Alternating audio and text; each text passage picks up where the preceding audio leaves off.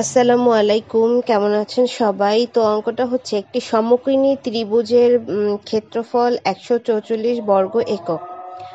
সমকোণ সন্নিহিত বাহুদ্বয় একটি দৈর্ঘ্য ১২ একক হলে অপরটি কত?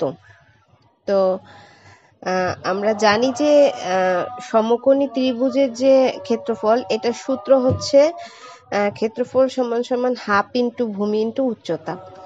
তো ক্ষেত্রফল দেয়া আছে হচ্ছে ১৪৪ বর্গ একক।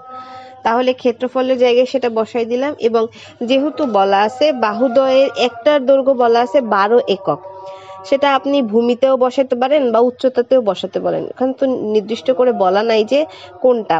তো হাফ ইন্টু আমরা ভূমিতে বসাইলাম ১২, এবং উচ্চতা যেহেতু দেয়া নাই তো সেখানে আমরা ক ধরে নিলাম।